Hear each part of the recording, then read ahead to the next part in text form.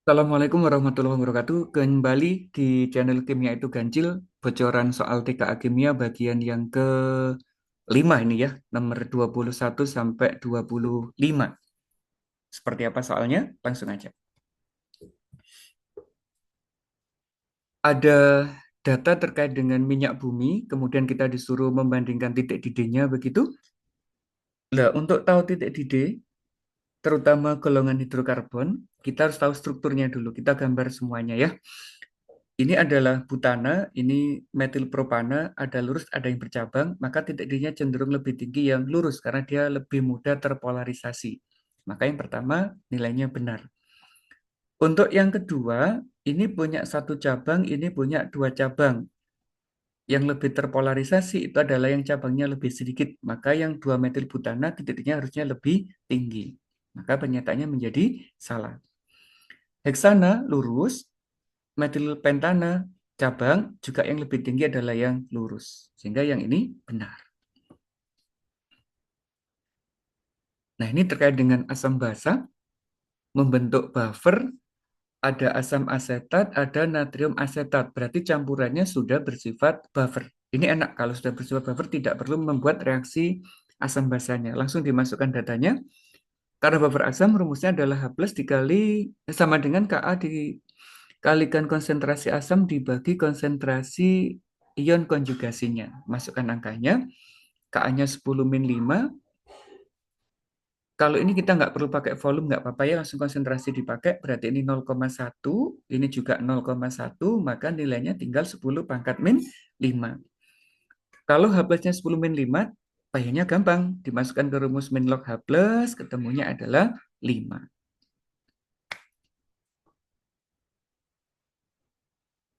Nomor berikutnya, ini baru yang berhubungan dengan reaksi asam basa. Yang diminta adalah campuran mana yang menghasilkan pH netral. Netral itu berarti pH-nya 7. Dan kebetulan campuran yang digunakan adalah asam kuat, ada basa kuat. Jadi enak. MgOH itu sebenarnya basa lemah. Kita nggak bisa pakai itu ya. Nah, gimana cirinya agar kita ketemu netral jika asam basa direaksikan? Yaitu saat mol asam sama dengan mol basa. Untuk mendapatkan mol asam mol basa, itu kita gunakan rumus ini. M1V1 sama dengan M2V2 ditambah ini.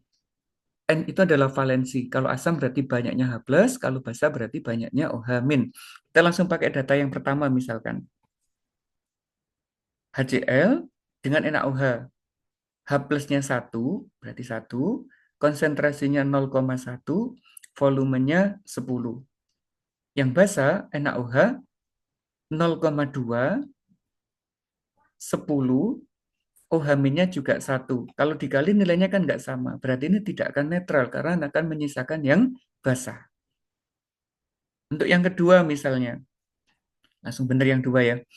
1 itu dari jumlah H plusnya, 1 ini, NaOH-nya, begitu. Ini tak balik ya, NaOH-nya yang 1. Terus ini 0,2, volumenya 10. Kalau yang ketiga, ini 0,1, ini 10. Lah, hati-hati H plusnya ada 2. Kalau ini kita hitung nilainya sama, maka mol asam sama dengan mol basa. Jika bereaksi di sini nanti akan habis gitu ya.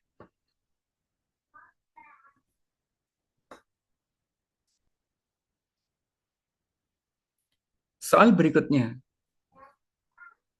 ini berhubungan dengan asam asetat, ada data 0,6 gram, diminta untuk mendeteksi 3 pernyataan ini benar atau salah. Berarti kita mulai dari menghitung molnya dulu. Molnya asam asetat yaitu massa dibagi MR 0,6 per 60. MR-nya 60 ya kalau kita hitung CH3COH ini.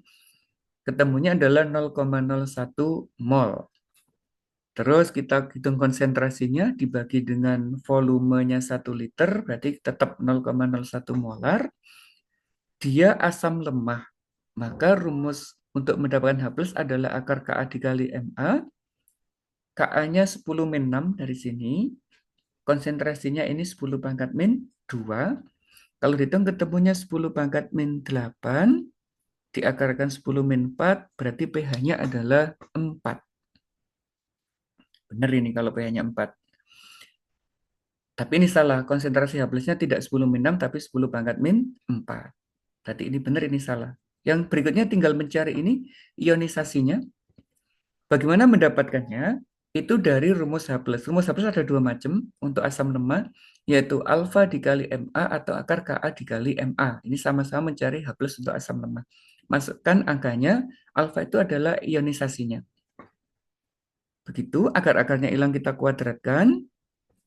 Yang ini menjadi alfa kuadrat Ma kuadrat, ini Ka dikali Ma karena akarnya hilang. Boleh dieliminasi. Alfa kuadrat kali Ma sama dengan Ka, sehingga alfa kuadratnya adalah Ka dibagi Ma. Ka-nya sama ya, 10 min 6. Konsentrasi asamnya, yuk ini tadi yang kita hitung di sini, 10 pangkat min 2, ketemunya adalah 10 pangkat min 4. Terus diakarkan, ketemunya 10 pangkat min 2, ini sama dengan 1%. Sehingga yang benar adalah pernyataan 1 dan 3. Yang dua, salah. Ini juga soal yang tak ambil dari web TKA. Stoikiometri ini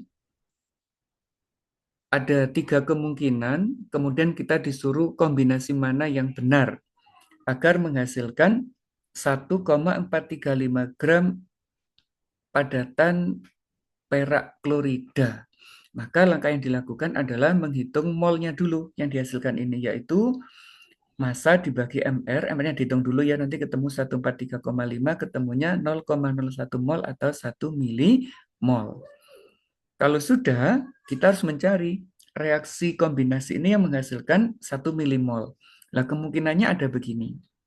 Nah, kalau yang kemungkinan pertama, 5 milimol A berarti 5 kali 1, 5 milimol. 5 kali 1 juga 5 milimol, ketemunya 5 milimol AgCl. Berarti ini tidak masuk kategori. Gitu ya. Kalau yang ini, oh ini 10. Kalau yang ini bagaimana? Ini ketemu ya. Ini ketemunya 10, ini juga ketemu 10, maka sisanya 10, ini yang masuk. Kalau yang ini nilainya 20, maka ini tidak masuk. Ini harusnya 10 milimol ya, bukan 1 milimol.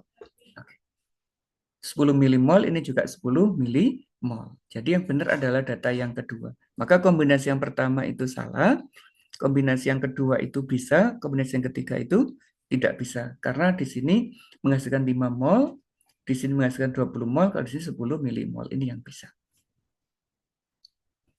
Demikian untuk bagian yang kelima. Sampai ketemu lagi di bagian berikutnya. Assalamualaikum warahmatullahi wabarakatuh.